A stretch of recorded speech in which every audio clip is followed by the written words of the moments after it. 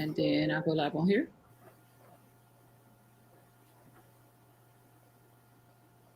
And you should see it pop up on Instagram. There we go.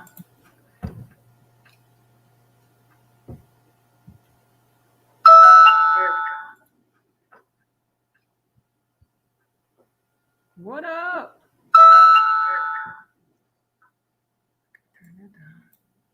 What up? What up? Is that your phone or my phone? Making that doo-doo-doo?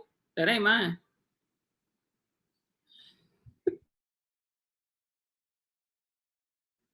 Actually, you on Instagram yet? I don't see you yet. I'll just add you myself. I forgot I could do that.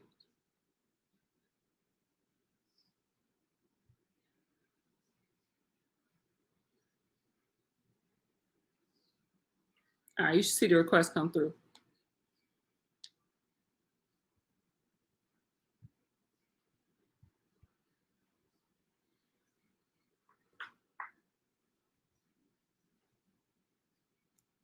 You don't see it? You up on it yet? I'm gonna turn some music on. Oh, there you go. Well, you join. Did you come? You see it?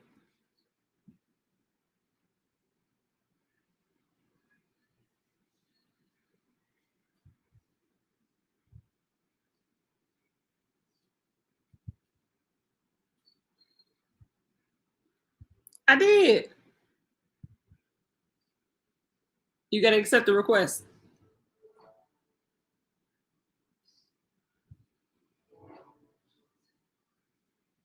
It says you're unable to join. You'll see that?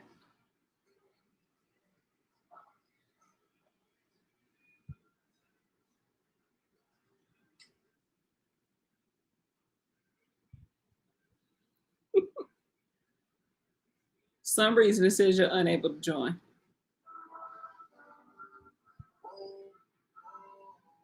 Ain't nobody watching on YouTube yet, so it don't matter. All right.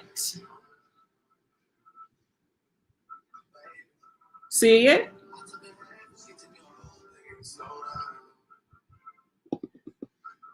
That was your interview. That was on you. No, we got Spectrum over here. Spectrum. We got shout out to everybody out there got TDS. You know that's cheap. Sometimes the streaming don't be right on that. Spectrum was having a time though. Shoot, last week I was scared that my when I needed it to be there for a couple panels that it wasn't gonna be, but it was fine. But yeah, it was cutting out. Happy Saturday, all we over here. Saturday Night Live, y'all. What's yes, up? ma'am. How's your weekend? Man, it's been good. I just been chilling. I've been chilling for sure because it was a long week, man. I don't know about you, but it was a long week, like a good week, but woo, it felt like 3 weeks in one. So I was so grateful that Friday and now Saturday came along because I earned it. So I did some, you should see on my Instagram, I did some pumpkin carving with Divvy. I did some pumpkin seed making and just some chilling, straight up chilling. But yeah. No, they were fried, the Cajun style. Okay.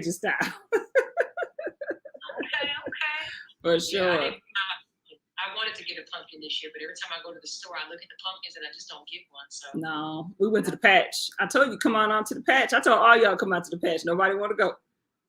Man, it was fire. It's got to be a group activity. I'm telling you, nobody want to go, but yeah. Yeah. It's good. It was a long week for me too. I had a couple sick days and recovered, but it was kind of a light week for me this week. It wasn't that bad, but I was happy it was the weekend, still happy it was the weekend. I got a lot done today to get myself organized for next week. The weekends always go by fast, all right? It ain't right. We 5 days on, 2 days off. That ain't fair. I think a 3-4 would have still been mighty generous on the side of the workers.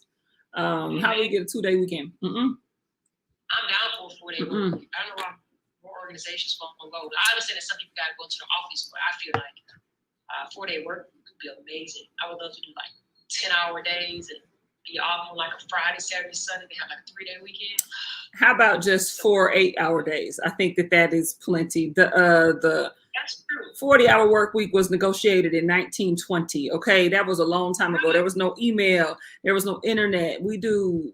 I don't even want to know how many times the work that they could have done then. So yeah, that's the last time labor was negotiated, 1920. And that was for industrial folks in factories. Who did that documentary about, was it Michael Moore? He went around, and was it called Capitalism? He went around It might have been, yeah. I bet you that was him. Policy, and like when they had a baby or if they had cancer, it was like, you know, I think when he was in France, and I was just fascinated by the fact that they got all that time off with pay, and even got like a scooter and somebody come by and get laundry. It was like crazy. And then we wonder why, like, we have the mortality rates that we do so high for women in America, despite us being a first world country, because of the stress. I think we don't get the time off. We don't get siesta. Many European countries get like 2-3 hours in the middle of the day, not just for lunch, but the chill, family, all that. We just like work. And then here, shoot, it'd be dark in the wintertime when you go to work and when you come out. But you know what's weird though? We're actually making history. People are going to be reading about this decade, like 20, 30, 40 years from now. Like, we're like history. Like, we lived through a pandemic, right? COVID-19, and the fact that workers are shifting. It's like us reading about industrial times when manufacturing and all that went away. Like, the workforce is really changing. So it's like, it's kind of like I don't want to say a scary feeling, but it's a weird, eerie feeling to be in sort of this space that we're in now. And it's hard to describe. And it's like some people are really not taking this seriously. And because they're not taking it serious enough, we're going to continue to see kind of what we're seeing now. People are tired. Yeah, you know? I agree. People are real tired. I agree. That's true. Like, you never it does get a little scary when you realize that you're inside of history, even if it's just for like 2 minutes, right? Like if you're in a protest or you're in something and you're like, holy crap, this is something that's happening right now. But yeah, you're absolutely right. This is a retransformation of work and the labor force. And I just saw something that went across my thing. I think it was for Wisconsin, but I don't know. But it said that they're allowing 14-year-olds now to work till 11 p.m. That's how they're working on. What? That's how they're working on labor. Sure. What up, y'all? What up, y'all? That's how they're fixing it. Like, that's so. Who taking them home? Like 11? Like, their brains? Like, that can't be healthy. What up, B? Yeah. What up, Barry? Okay. Oh, the Leah Ray. No Avatar. Okay. Man. You know, it's definitely going to be interesting to see what's going to happen. Because I think people are tired, and I don't know if people are really sinking in the reality of the shift. People are tired, right? Like, and I think a lot of people are still at home with kids. You see policies like this shift and change. It's like people so selfish. Thanks. You gonna lower that so kids can work longer? Like, and I get it. I read that. That's out of control. They would still have to be done at 9 on the weekends at 11. No, 11 is way too late. That's crazy. Even around our town, you drive around, it's a lot of places shutting up. And I was trying to get some Starbucks one day, and that joint was closed down. Like, yeah, that's crazy. Like, not Starbucks. Yeah. So, get up. They got Yeah, they got to evaluate. So Barry said he with Leah. Y'all want to join? Y'all want to pop on? I know you got to be somewhere out. What y'all doing? Send a request. Send a request to pop you up in here. We just chilling. We ain't got no agenda. We just chilling. Anybody pop on in? I know if I pick that no Avatar Leah, she ain't gonna hop on. But Barry, I sent you a request just in case y'all want to pop in and say hey. She definitely get right now. What about dude dressing up in the Jason Voorhees mask, terrorizing the suburbs of Madison, Wisconsin this week? What about that?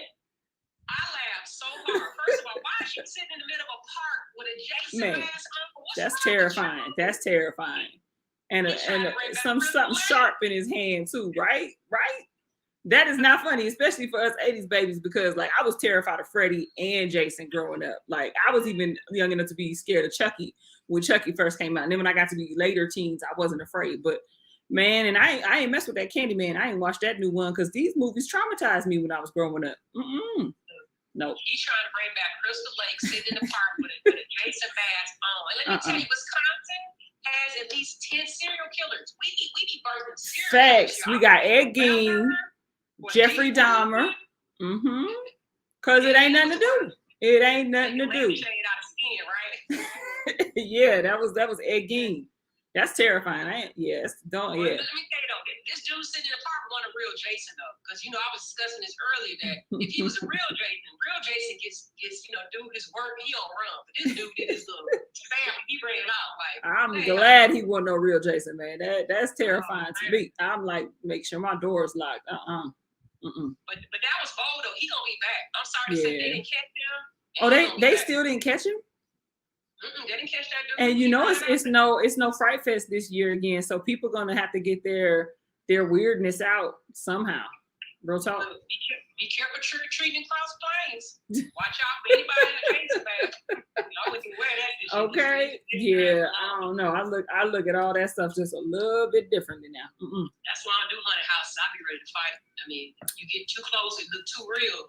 Some go. I've been scared to do a corn maze ever since Trump been in office. I'll be like, yeah, this be right when they'll try to get one of us. I ain't did a corn maze since 2016. Look, never to be seen again. We know they don't look for us. Facts. So we got to be careful. Facts. They do not look for us. Facts. No man. Facts. Facts. Yeah, Facts. That was real crazy. I laughed hard about that. So, stand in the middle of the park with Jason, man. No, you gonna do that. Do you lock your doors? I know a lot of people don't lock their doors or their car doors. I lock everything.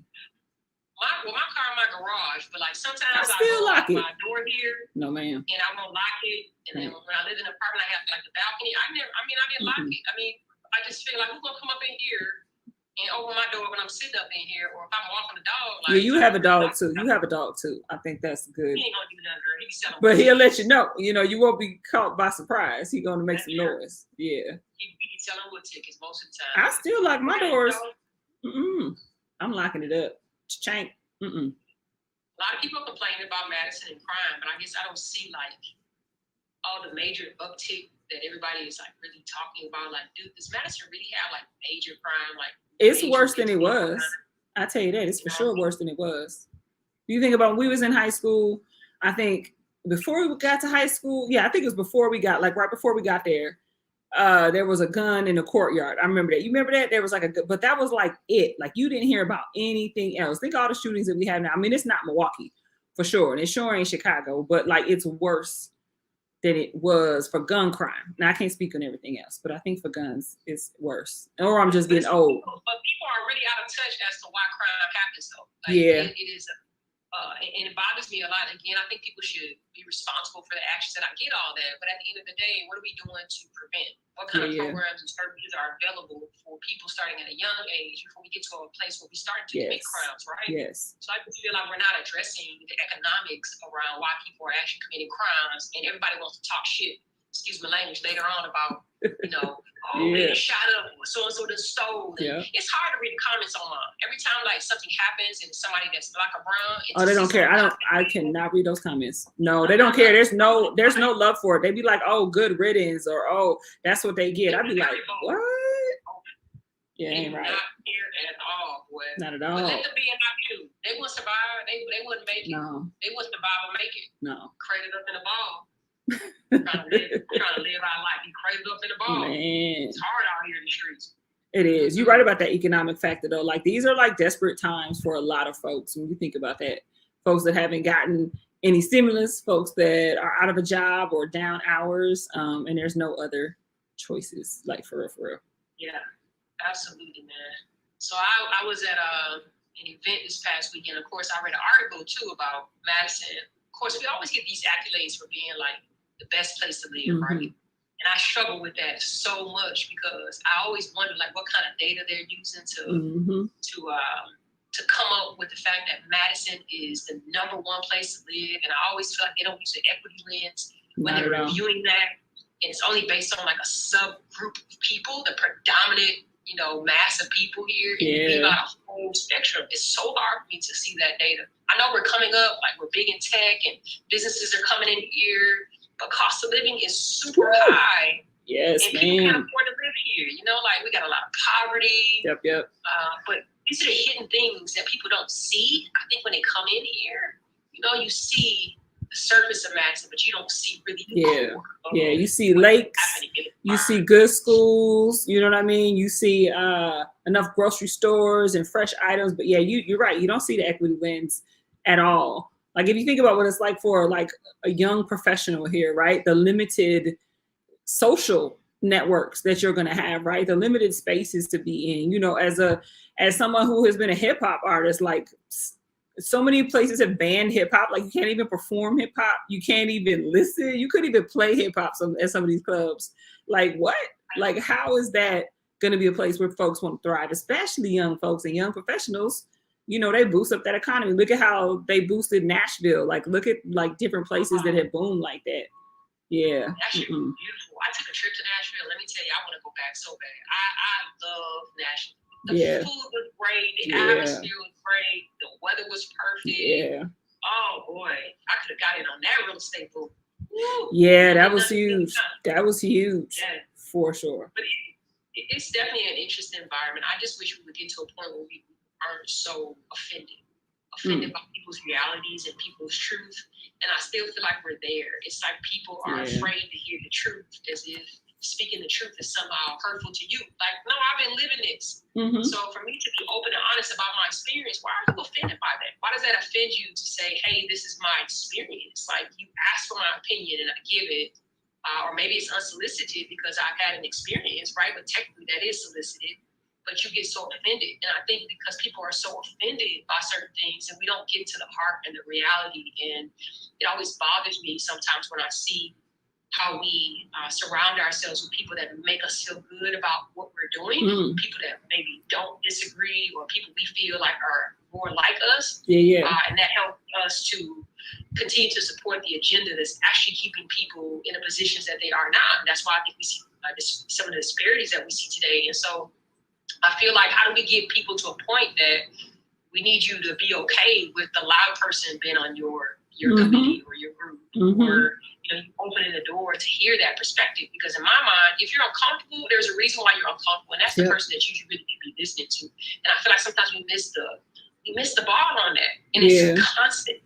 It's like we never make a footprint there, but yet money's circulating and moving around, but I don't see the transformation. And maybe I'm looking in the wrong places, but I'm looking for a transformation to take place here, and I don't necessarily see it. Yeah, you're right about that. Like people get so personally, like you said, like offended, or their defenses come up like so quickly. And I wonder if it's because of like the Midwest. You know how people always say Midwest nice, but I just feel like the Midwest culture is to like not address something head on and to avoid conflict, right? Where that's what I love. Like when I work with somebody who's like from the East Coast, like they do not care. And like it might take a minute to get used to it, but like you save weeks of work, not just trying to be super polite until y'all can actually have it out. And I feel like you don't grow if you don't have, dissenting opinions. You don't grow. If we can't actually have like a professional like argument, we don't grow. And that's why like I work at corporate America, which I love. That's a spot for me to work. I know how I like to be taken care of, right? But I do a lot of work with like nonprofit committees and stuff. And the difference between the meeting culture is so much, because I feel like in the nonprofit space, or especially like a community organizing space, people just say, it's called a thing a thing. Now, it's not to say that it don't get done. It don't take a while to get some things done, because it do. But you can call a thing a thing. Nobody is worried about performing and I want to sound smarter than you. It's like, I don't care who sounds smarter. This is my thought. This is my idea. This is my point of view. What do you think? And then people actually come and do it. So I feel like I hope that like through like DEI efforts and things that like that's actually coming into how every space does business. But I don't know. Like I get hung up on some of the stuff where like, we're just too, and I don't want people to be mean either. We shouldn't be hurtful or evil, but man, I want people like let's actually have a thought-provoking conversation. Like you remember like college, like that's when college was good, because it'd be like you and somebody else, and y'all always be kind of arguing. You see different points, but that's how your brain grows, right? Because I can kind of see what you're saying, and I could together we can come to something that's actually the truth. But I don't see that. Like you're right, people surround themselves with people who tell them what they want to hear, or who don't know nothing and just nod. So I think you're absolutely right on that one. Hi, Coach Shawana. I see you. Shout out to my coach, my social biz, one-on-one coach, Shawana Michelle is on here. Hello, Coach. Of course, I had to pause to say hi. Hope you're doing well. Oh, but let me tell you though. One of the things that I struggle with, and I was on a panel, and me and this guy disagreed. To your point, me and this guy disagreed about. He was like, any DEI effort is okay.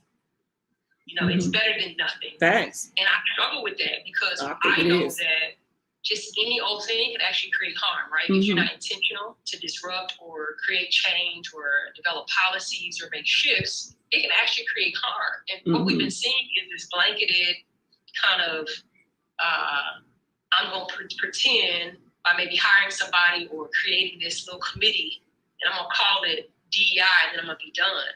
And then you alienate the diverse people that you have in your organization because everybody gets all hyped up thinking that you're about to actually do something, you're about to listen to their voices, and then it doesn't happen. Yep. And then people leave, they get alienated, or you create additional harm because you're creating things that have no intention to actually impact people because you don't have that lens.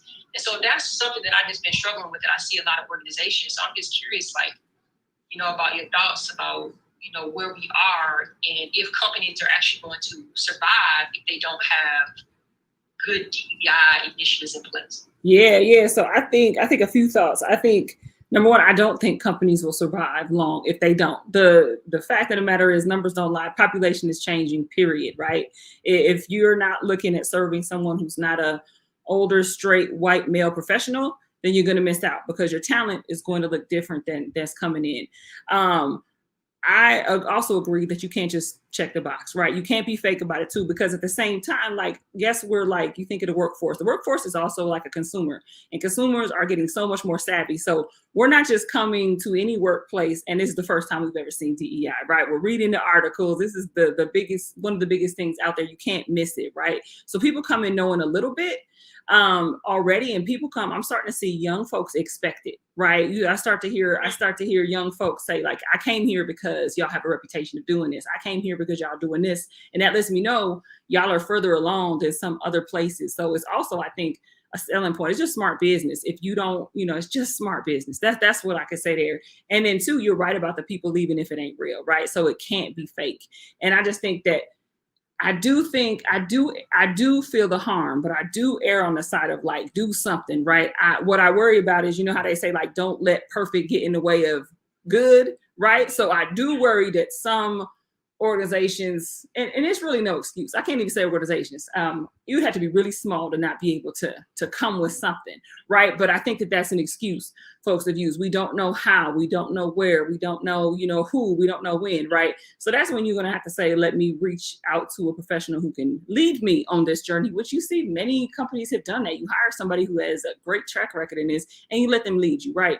You can't assume that your, HR person or whoever is going to be the person who can turn the whole ship around. And then it can't just be one person either, right? It's got to be a team of folks supported by folks, in my opinion, right? And I think it's going to look different for every way, right? That's what has to make it real. It's got to be from the DNA of the actual organization itself, right? So I feel like if you work for the state, that's probably going to look different than if you work for a bank, which is going to look different than if you work for higher ed, right? But I think the real principles I think you hit on is it needs to be authentic. But I don't give people a pass on saying, well, we're not going to do it because we can't do it well. We'll do it in 5 years. You should have did it 5 years ago, right? So I feel like if you are at the point where you don't know, you better put that money down. You better bring in a Bazuma St. John. You better bring in somebody who's amazing to get that done or to help you, or hire a firm, right? You can even do that. And it can't be no 1 week. Can't be no 1 week that your managers go through, right? Training and we done. Unconscious bias training. Right. Okay. Facts on that. I agree. And there's just so many resources out there. What I love is that our white allies have joined us, and they are also banding together to say they want certain things, and they will not go work certain places. They're all about social justice. Yes, this is not just matter to people of color. Yes. And I'm a firm believer that DEI should not exist under the HR umbrella. It has to be separated out. There's too many issues that I think could come into conflict if you don't separate it out. But I feel like,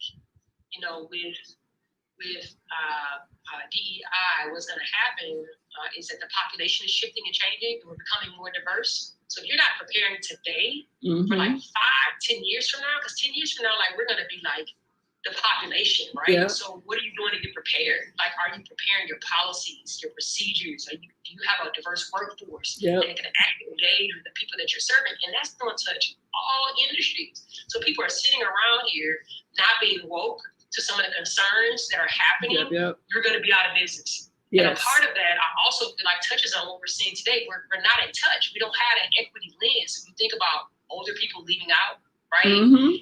Think about people having these return to work policies for roles that are not required for you to sit at a desk. Like, we got to be more woke about what people are actually going through right now. Be more equitable, right? Think about moms, regardless of race, right? Like, think about older workers, regardless of work. Think about single moms sitting at home with children. And these are things we don't think about when we're up here, when we're designing and making policies for ourselves from a place of privilege. I also have privilege. I'm very well aware of the privileges that I have, and I try to be mindful of that even as I'm developing programs and services for the people that I serve. So it's like, why can't people bend down a little bit and understand we're in a new situation? We've been in a new situation, but we're just not woke to it. And then a lot of people want to cry wolf after businesses are shuttering and now customers are missing because you're not showing any loyalty. But I look around and some of the people that have survived have that diverse mentality of customer base. You know, I can name a few, but I won't do that, even locally. That I'm proud that they stayed open through the pandemic. So it's going to be interesting to see companies be called out. And I think that some people are being called out, not by just Black and brown. They're being called out by white people. White people saying, listen, you need to do something. And this is just as important to us as it is to the Black and brown people who are working with us. We're seeing a lot of that. Shout out to our white allies. Love y'all. I would agree because, like, I think that that's been the lie that's been told, right? That DEI only matters to people of color, and break it down even further, diversity is all about Black people, right? That's what folks have equated it to. And like, you think about anybody, right? You think about a Gen Z person, and Gen Z folks are in the workforce. We like to talk about them like they're kids, but they are not. They are in, many of them are in the workforce, and they've been going to school, right? Even for the country, like they've been going to school, and half of their class is people of color. So then you don't think that they go to work and they go be like, what is this? Like, they're going to see that inequity really quickly, right? More quickly than somebody from, a Gen X or even older generation. So I agree with you. It's like, it's just time. And I think you're right, going back to when we were talking about like that work week, even like maybe this is the revolution of our time, right? Maybe it was ours then. Maybe now it's like expectations for equity and flexibility that are going to be the major moves, I think. But I feel like, though, the one thing that worries me about where we are now is that we're becoming very numb to politics. And it's like what's happening in DC, people are becoming numb to it. People are becoming numb to the news. They're tired of all the drama and the fact that we're not pushing and moving forward. We're too busy disagreeing with each other to make any decisions around anything. So I feel like people are becoming numb, and it's kind of scary. But I also feel like we're in this really weird workspace with workers. Like, it feels like a union kind of deal. People are banding together. It's like this silent kind of thing, and something's gonna like erupt soon. But I'm tired of the politics. I don't watch news anymore. I don't get involved. I'm just tired. It's like, but I don't want people to become numb. But I also feel like I'm becoming numb to all the drama and the fact that we have politicians sitting in positions of leadership to be able to support and make decisions. At the end of the day, we are supposed to vote on something. Like, thanks. We even start voting. So I'm worried about like where that's going to take us as a country, whether or not we're losing what looks like democracy in our country. Like, does that even exist anymore? Like, everybody's all about figuring out how to play chess and move around the board, and it just doesn't feel and look the same anymore. Like, it used to be nice to be able to watch to see how you were going to vote, who you were going to vote, and who was going to outplay each other. But it's a different feel right now. Completely different feel. I do not like politics, but they are a part of all of our lives and they matter. So like, my mama, she ain't play. I always have to vote. Like, I have to, like, she does not play about that because she takes that seriously. But like, I worry about that too, because I feel like folks came out, and then I feel like if you're just looking at it right now, you'd be like, okay, what's changed? Like, there's many things that are better, but I feel like there are many things that for a vast majority of people like are not. And like another thing is like we forget pain really easily, right? So like I even think about myself, like we forget how hurtful and harmful Trump was, right? We look back and the things we kind of remember are the funny, stupid, idiotic things, injecting bleach, right? But we don't think about the fact that like we are still in this, right? We're still in this pandemic though, because dude had the authority to make some decisions and they were trash. And he had some hate that led to folks really being harmed. And it's like, I think we forget that like people are resilient, but a problem with that is that we are destined to repeat history if we just look at it with like, hindsight glasses that make us forget. So I do hope people come out and vote. And I think we need leaders like Stacey Abrams to go just as hard. And I don't know. I think also like it's an instant world and politics takes forever. Right? So people don't have that. Who injected themselves with bleach though. No. No. I'm telling you, I caught that live. I was watching the news with Divvy, and I don't watch the news, but when the pandemic was lit, I was watching the news. Like I was looking at them numbers, and I caught him say that live, and I was like, this dude is so ignorant. And he had said that with a straight face. He thought that was for real.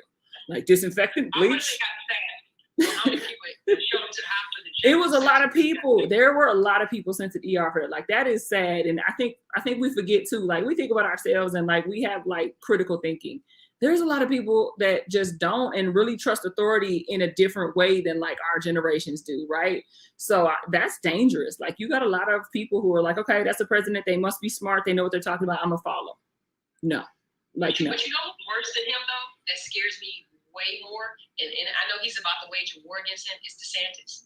He's got a whole other level of extreme, like he's got a whole other level of extreme. He's younger, more energetic, and knows how to make a little bit more political moves to get what he wants done. And I think he studied what Trump did, but I feel like he's going to run for office. And I think he's a very powerful person that a lot of people might vote for. I think people are going to be tired of what they're seeing today, and they're going to realize, like, when I vote Republican or Democrat, like, I'm still going to do the same shit. So, I feel like he's a little bit more scarier than.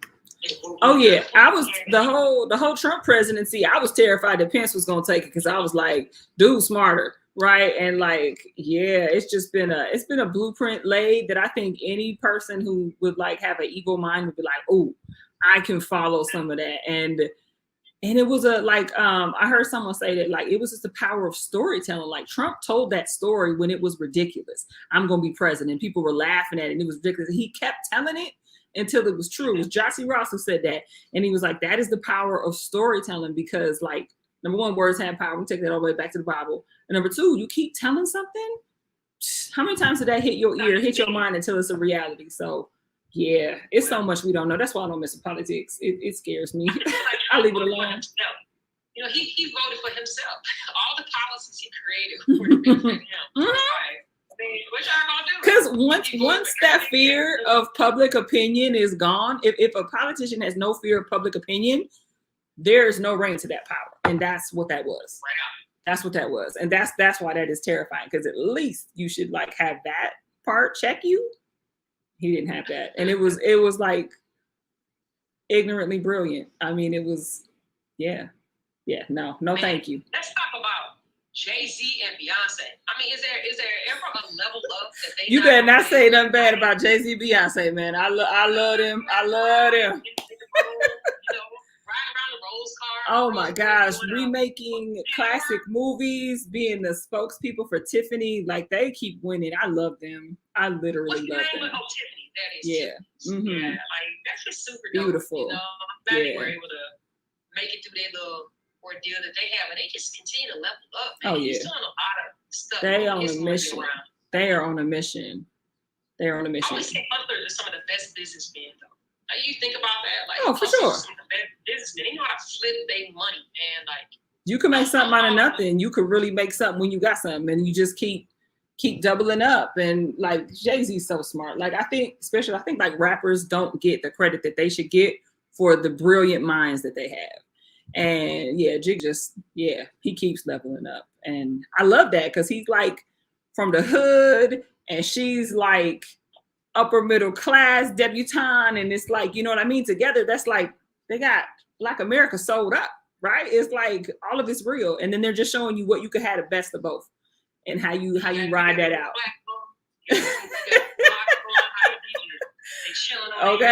Okay.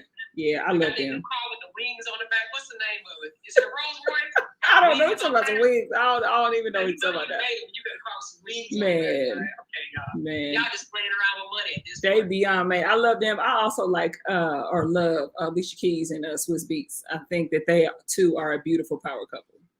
Alicia Keys is just real humble. She's real quiet and very humble. She comes across that way to me. Yes. I always love her music. I've been a fan of hers for many since she dropped. You know? Did you see that the one post that Swiss just did like this week where she's like, sometimes I just wish people would shut the F up, and I'm like, oh my gosh, that's how I feel all the time. You know, I'm quiet. Oh, people talk so much. I just be like, oh yeah, you gotta watch that. I'm gonna send it to you. You gotta watch that. So people just talk too much. She was able to shut the fuck up. I feel that.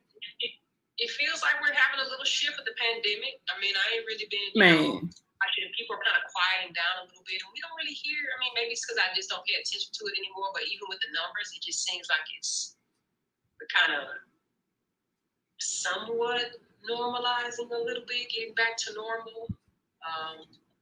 Of course, I think there's still the push of people not wanting to go back to an office setting. That's going to be like the next little phase. Yeah. But we just shifted.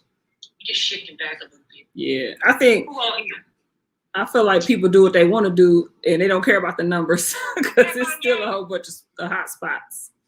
But who was that? People just got fed up. Look like Lanye. I can't tell. Lanye ain't on here. Is she in Afghanistan? I think she was going back. When I saw her this summer, she had came out to the Mad Lit show. I saw her and Tisha. But I think she was going back to Afghanistan. She had some hand sanitizer. She was like, this, that Afghan hand sanitizer. I'm like, give me some of that. It smelled good too. But yeah. I think she was going back or something. I don't know. Is she still? Absolutely not. Nah, Diddy like 15. She kind of over. She's over that a little bit. That's what I told. I said we went to about 10th grade. We was always, because we had no money. We was like, we got to get some free candy. I remember we was a gangster the last 2 years. High school, we was just gangster. Put on bandana and a plaid shirt. Yeah. In full costume, going trick or treat, play with us. And we got the perfect neighborhood now, but nah. And now, not with the pandemic. Like I ain't trying to eat nothing. Somebody put their hand in the bowl, put it in mine. Like I'll wait on that. I'll let her go pick out some candy. Ain't no way. It's Jason on a loose across range. You never know who I would not advise. We did the best thing like 2 years ago. I had a business trip in LA, and I had took her out because I extended it into vacation. And we went trick or treating in downtown Santa Monica. That was the best ever because it's just like all the shops. That was the best. So I don't even think she'll want to go after that. Like, we good. That was the best. Yeah, buddy. I just hope the kids are going to be okay. Being in the pandemic this long, how their mental health is impacted. They'll be all right. As well. Have they become more introverted? Like, are they going to be able to socialize? I guess some kids are going back to school. But I think 60% of Madison kids are back at school. 40% are in virtual type learning, but I don't know all the schools that have shut back down or whatever. Not too much Madison, but I think there was a couple schools around here that went back to virtual because of cases. Yeah, I don't know. I think they'll be fine. Kids are resilient as hell, and they don't know no different, right? Like this is what they know. Like they just don't know anything different. So you just adapt. But I think we got to be careful and talk to them about it. Like just knowing that when they become adults, they're going to be different from him going through this. Just like kids who lived through the Great Depression, they're different when they came out after that. Yeah. Facebook better get their act together. They had another whistleblower. So they narking over there. They must have made somebody mad. So I'm not going on. Man, you know what I can't watch because I get too sucked into it is you ever go on TikTok and just watch some of the people that like, they be saying some wild conspiracy stuff, but you be like, it makes sense. I cannot go down in rabbit holes because I'll be like, because some lady was talking about Facebook. She's like, you know what it was? They wanted to wipe all their data because they were about to get audited, and that's why they shut it down. And that's why they came back up and then saying, I was like, I was like, I need to get the hell off TikTok because she sounded like it's making sense. And I don't know nothing about that. Man. You watch that documentary on Netflix about oh yes.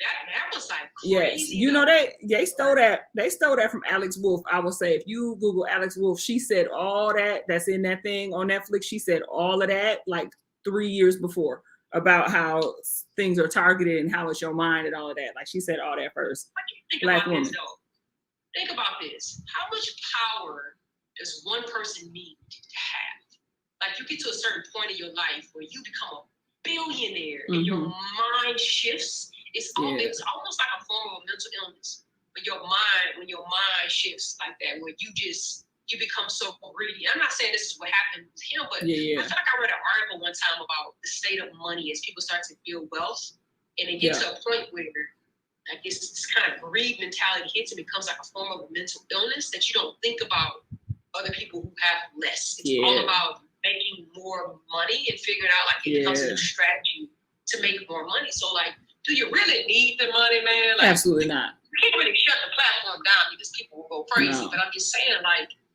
now it becomes addictive.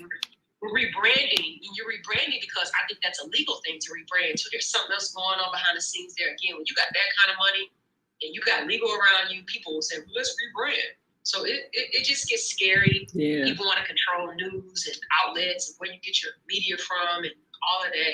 It's just crazy. Mm-hmm. But that definitely was a frightening documentary, even for the people who work there to say they want their kids on Instagram. Oh, yeah, no. Their kids on Facebook. Now I worry about that. I'm telling you that I worry about what social media will do to our kids more than I worry about the pandemic. How about that? And I've thought about that for a long time because like not even kids, like I'm looking at people who are like maybe like, I don't know, 5 years younger than us. Like, you know how we had that, maybe it probably was only like 5 to 8 years where you didn't know, unless they were your friend, you didn't know where your high school class folks were, right? You didn't know what they were doing. You didn't know if they were married. You didn't know if they had kids. You didn't know if they were in school. Like you didn't really know. And so you get to separate from your high school identity, right? So kids 5 years after us, like they never had that. They were on Facebook right away. So can you imagine if like, and we had a good high school experience, right? We were athletes. We had a lot of friends. You know what I'm saying? We was cool. I loved high school. People like, oh, I hate high school. I'm like, shoot, that was one of the best times of my life. I had a great time in high school. But they never had that. So imagine if like you didn't get rid of your high school identity, even if you had a good time like us, like that's not healthy to never be able to shake that. Like I went to college and still, even though I loved it, I still wanted to reinvent and I got to reinvent, right? You know what I'm saying? And so, right. Imagine if you don't get to do that and you know everything. Yeah. I worry about that. That comparative, that comparative stuff. Okay. I don't think that, I worry about that more than anything. And I tried to write, I'm telling you, I tried to write this paper when I was in grad school. Before I was at Edgewood, I went to another place, which I won't say because I don't like them no more. But I had a horrible professor, right? And I wanted to write my like thesis on social media, like showing an increase in people being narcissists. And she's like, nah.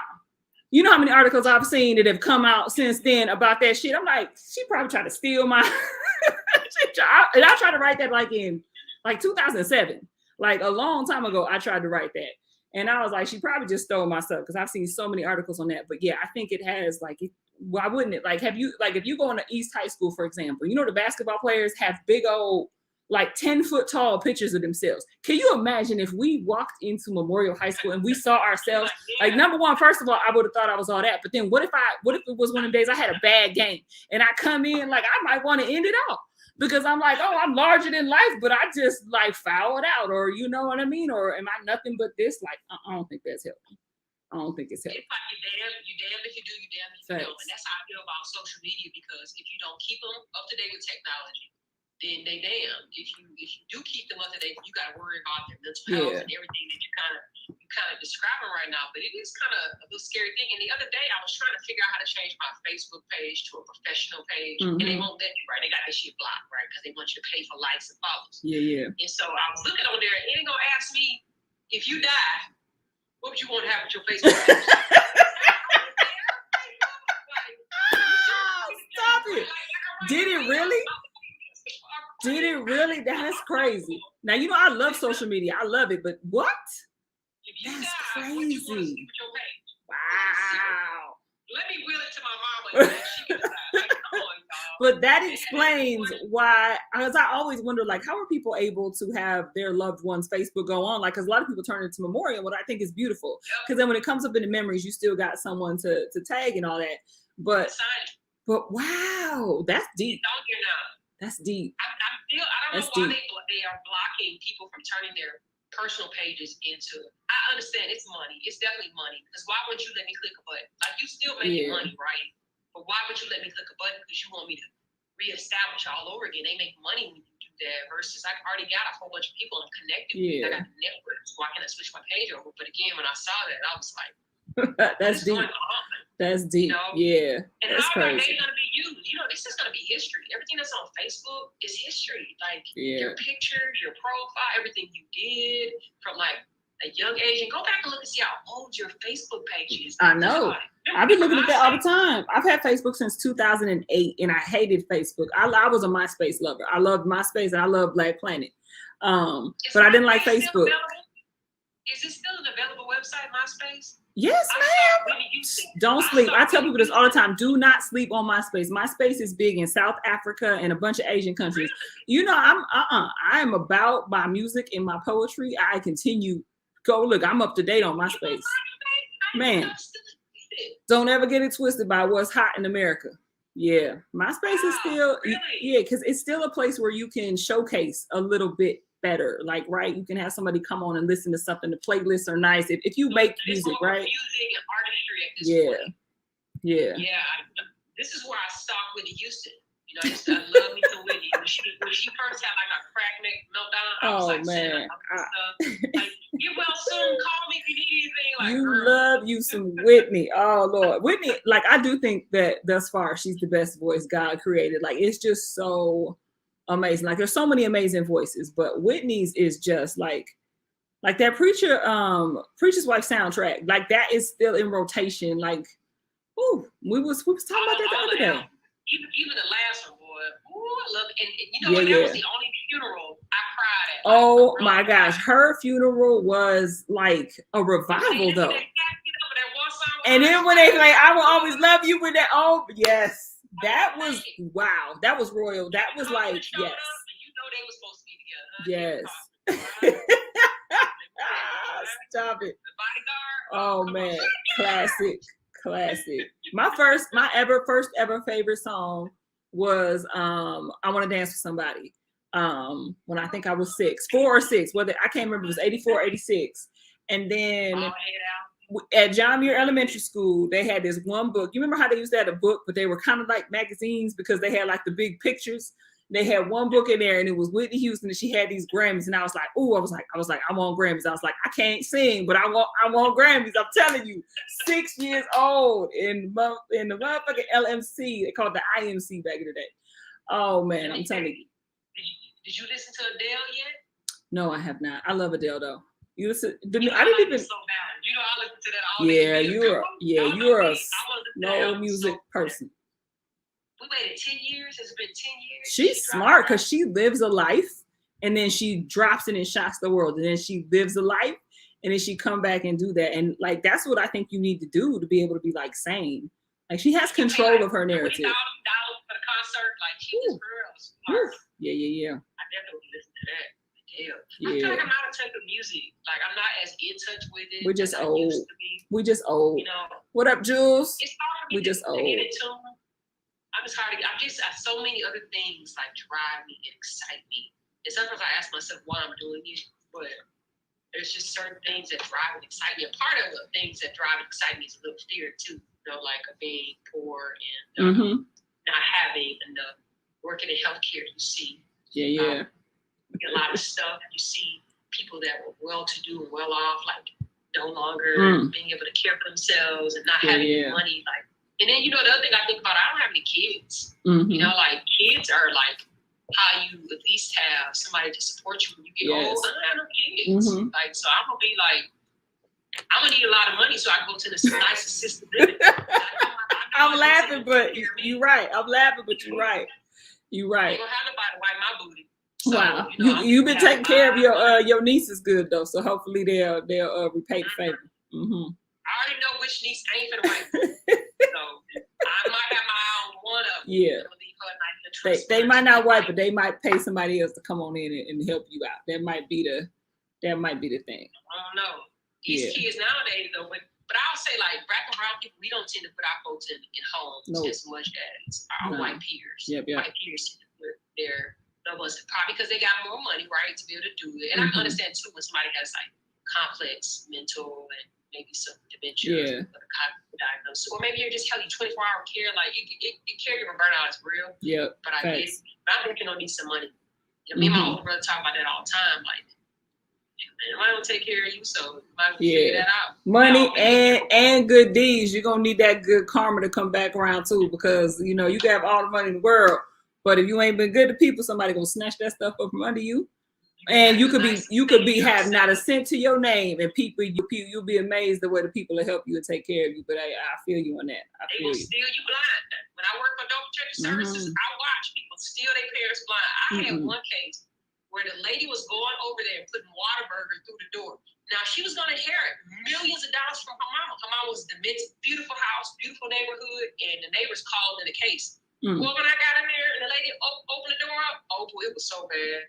The whole house was destroyed. All you saw was bags of Whataburger. She was sitting up in the recliner. So we found like a next close relative because she only had one kid, and it was like her nephew. And he came and took over. She got a guardian, but like, you about to inherit millions of dollars. Go put it in the home. Like, why would you go do that and put Whataburger through the door? What is Whataburger? So Whataburger is that? Like White Castle? Oh, okay. Yeah. Okay. They also have like what you call what aside. That means like super size, what aside.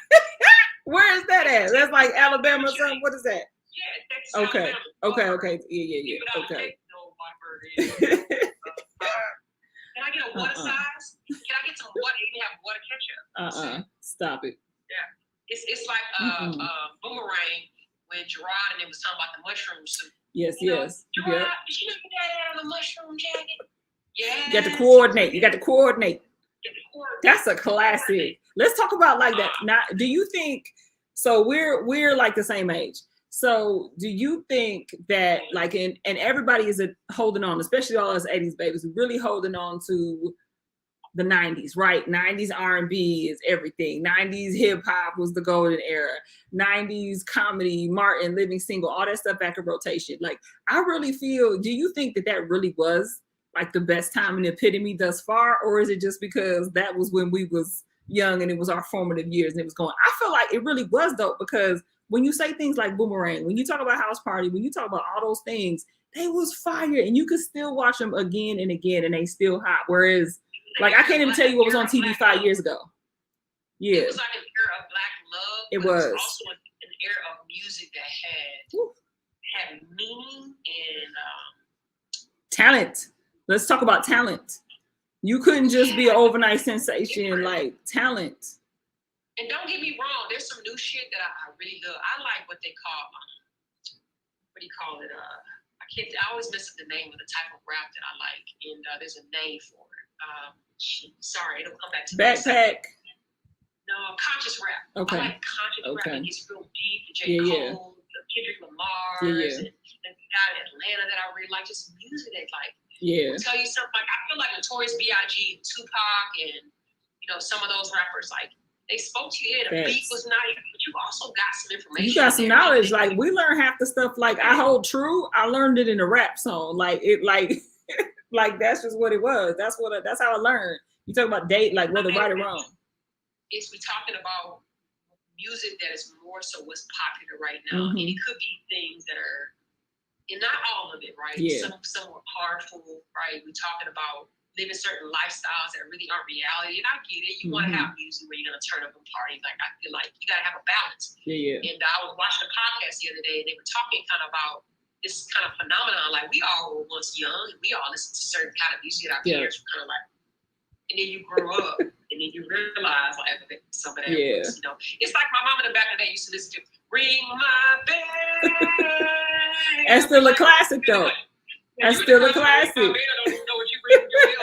Facts. We did not know we was 12 play. Hello, that was in 8th grade when 12 play come out. We did not know what he was talking about. Like when he said down on my knees, I thought he was like, oh, proposing or asking you out. Like I had no idea what he was talking about in 12 play. Like legit. When I got older, I was appalled that my mom had a CD of R. Kelly. I hope you ain't listening to what I just said. Yeah. Oh man, yeah, we had no idea.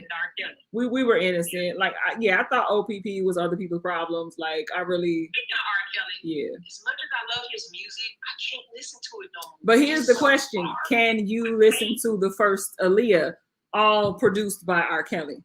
See, that's where. Come on, you know I got Pandora, so whatever comes on the yeah. station. See, I don't listen to nothing now on Control pretty much. And I always turn it because something about listening to it makes me feel bad. Yeah. And what I start to envision is who he's singing to in these songs. And again, like that's hard for me. I'm not judging, but like it's hard for me because I loved R. Kelly. I mean, all the trapped in the rooms and he's a musical genius. He's like a monster at what he did to folks, but he is a musical genius. Yes, very much so. Yeah. All of it was good. Yeah. It had meaning, it had words, it had a storyline. Yeah, it was like his pain also. Like he was also working out like how many people who were perps were abused. Like he totally was. Like when I watched the what was the thing? What was it? The documentary. What was it called?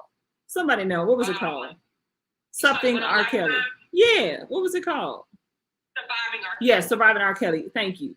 So to me, the scariest person in there was his older brother in jail because I could tell that he was the one who was one of the people hurting R. Kelly. And he was defending the whole thing. And he would like even talk like he lined up some of those girls. So like it was, to me, he was the scariest person. He's scarier than R. Kelly, right? Like he's terrifying. But yeah, I totally hear what you're saying. I think most people feel the same way you do too.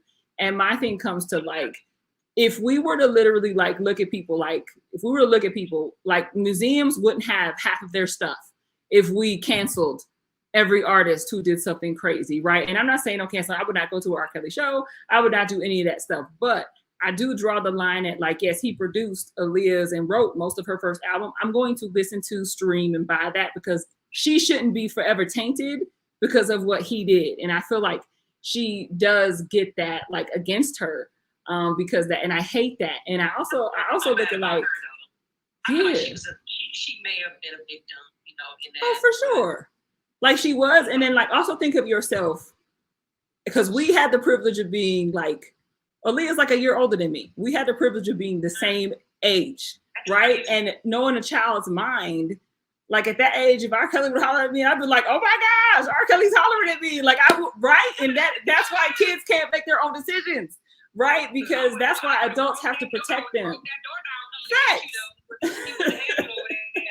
Facts. And so I'm very much like when things like this come up, that's where I'm like, oh, this is why so many religions preach forgiveness. This is why so many things say, look at yourself first. This is why so many things say like, because to me, there's no sifting out, right, who's good and who's bad. And the minute you give one person the power to do that, it's over.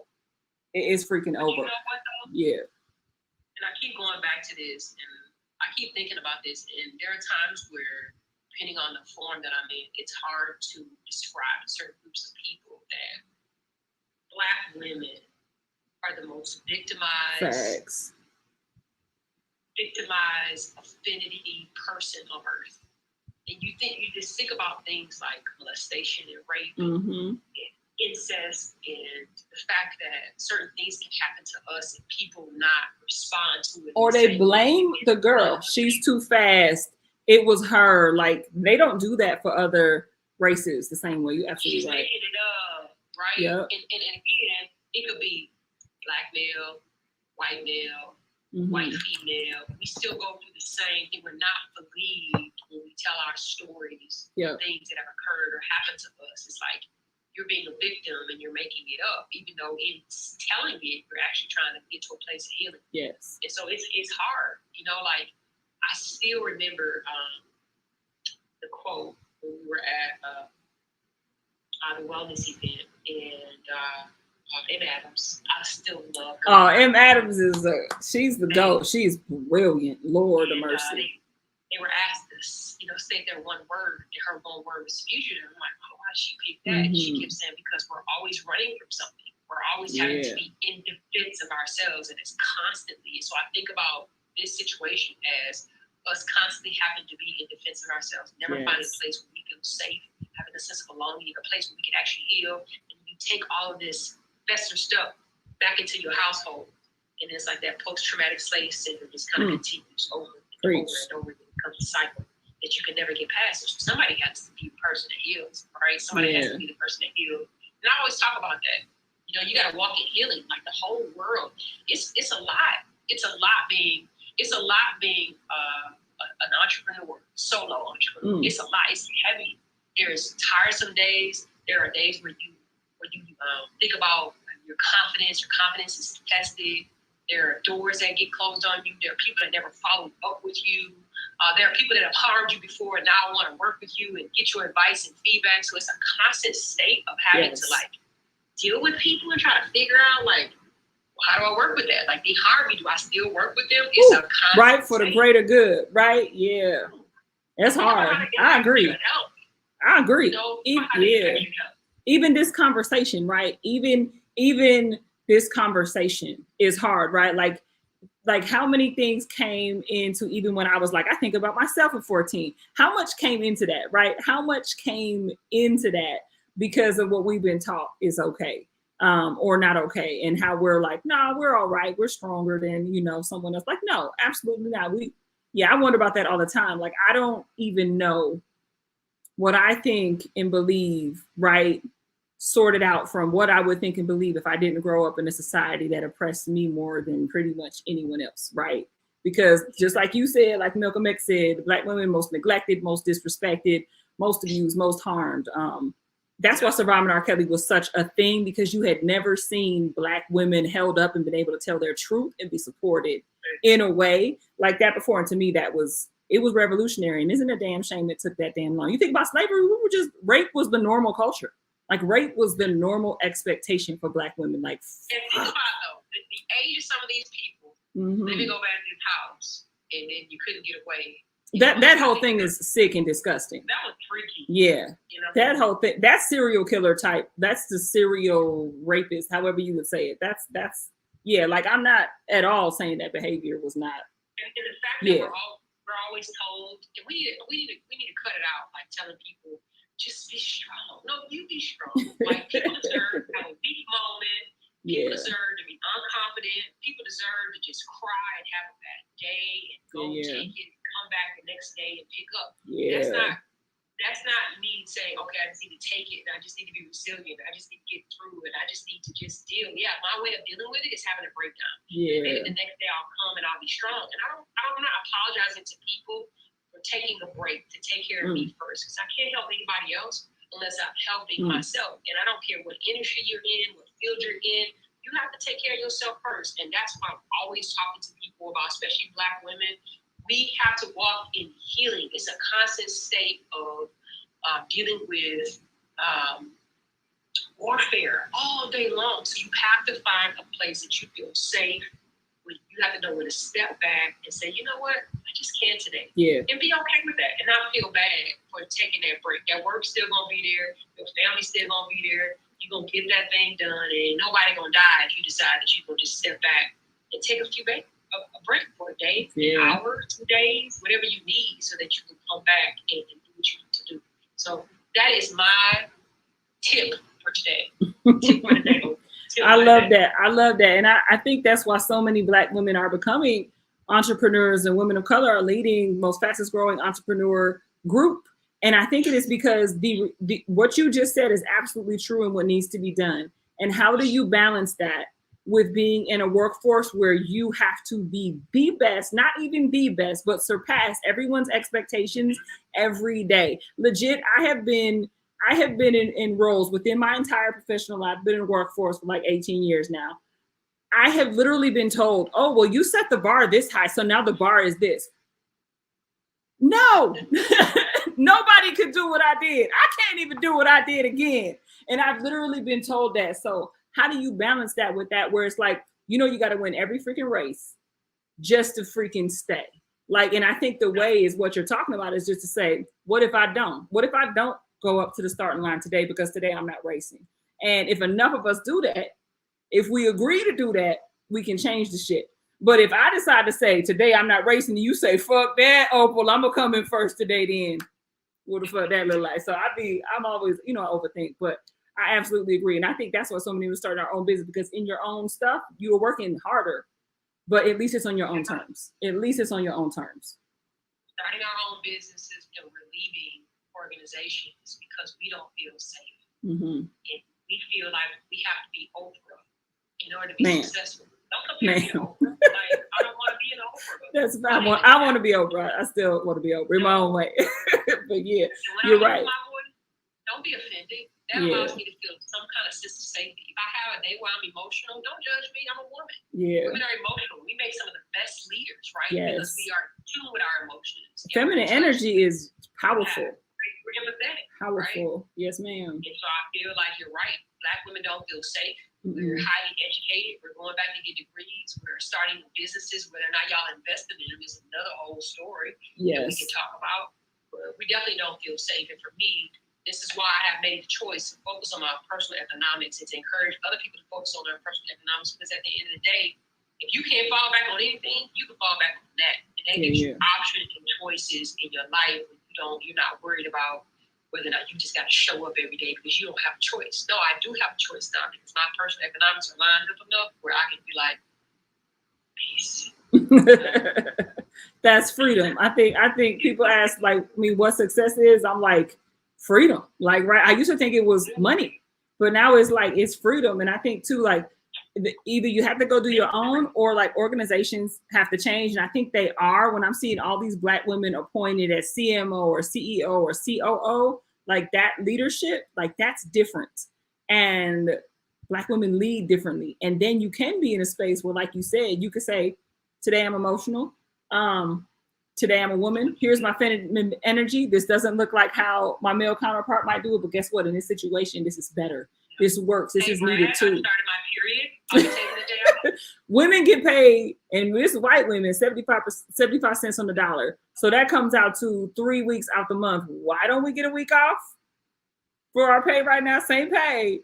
To me, the math just makes sense. Like, you could choose if it's your actual week or your PMS week. Because for me, I'm probably gonna take off the PMS week because I go crazy.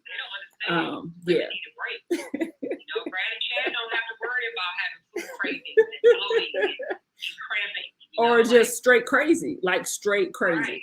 Like straight crazy. When you just lose your mind one day. Totally lose your, just totally upset, like super upset because of nothing, like super upset, like nothing. Yeah.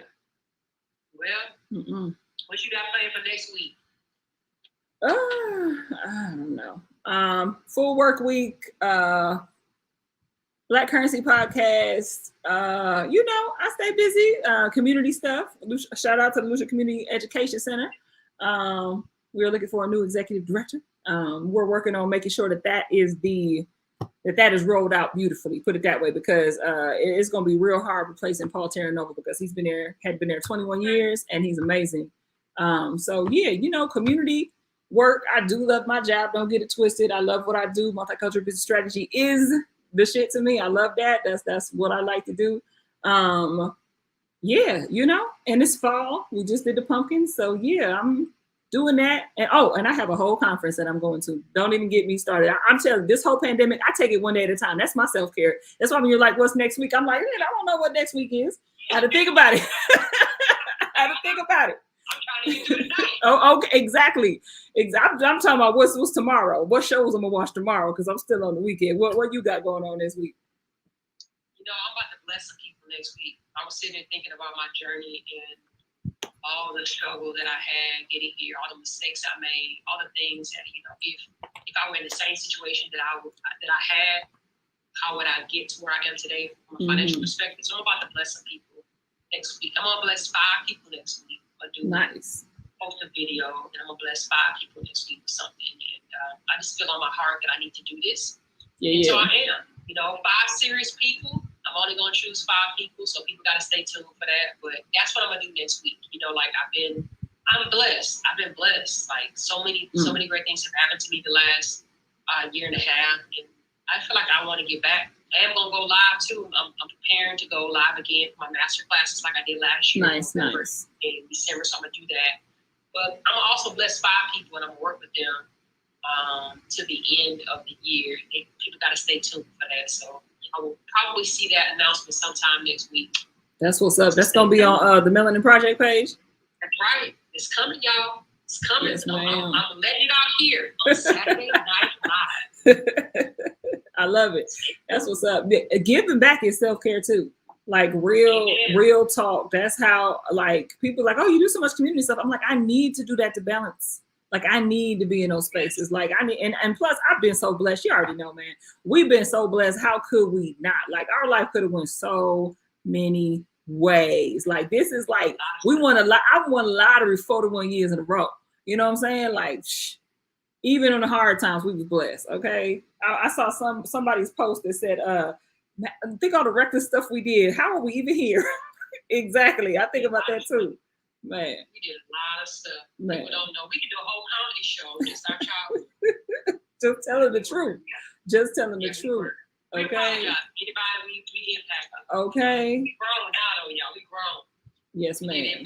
And we were still good though. We were good influences. We were dare role models. Come on now, let's keep it real too. It was fun. Though. It was. No, I wouldn't change a thing either. I don't take no regrets. Back. No regrets. No, ma'am. But yeah, this been fun. You know, just talking about whatever. Saturday Night Live. Yes. Love to anybody who tuned in. Our Saturday Night Lives are live on YouTube as well.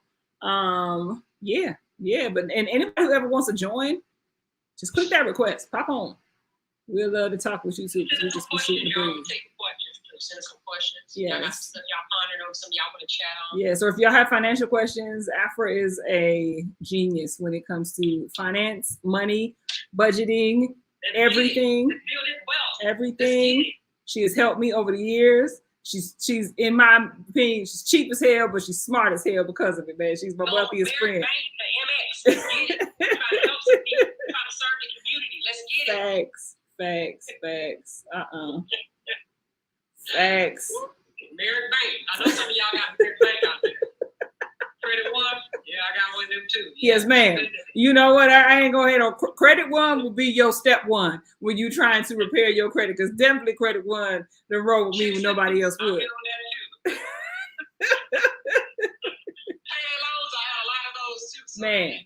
Man, we all got to start from somewhere.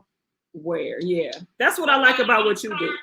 Yeah, that's what I like about what you do, because you don't make nobody feel ashamed of what they've had in their past when they come to you, because you done did it all. Did you say buy here, pay here with a car? Because I've been there.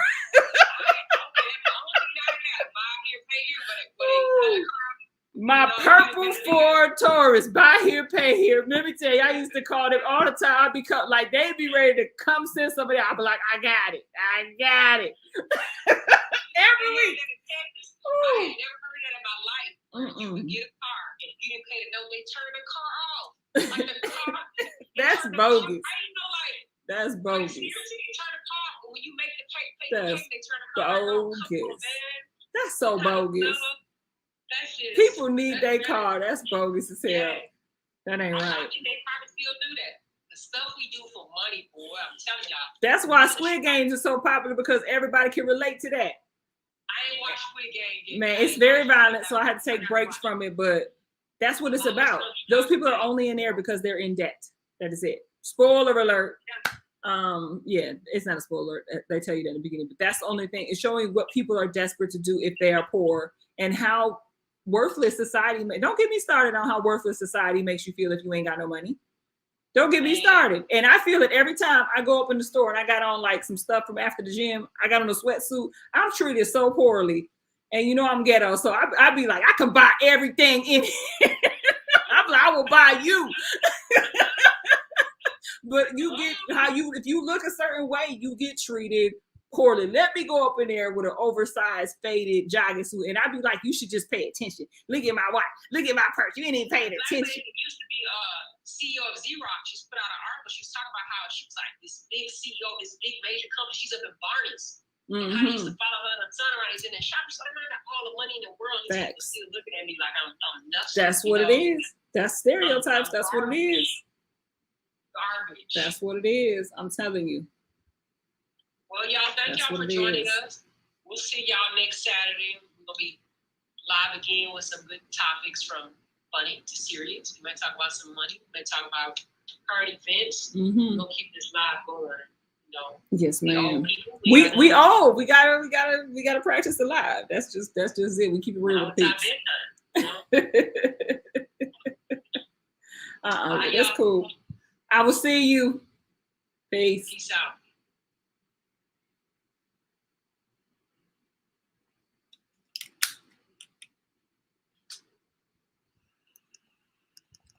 I forgot you were still on here.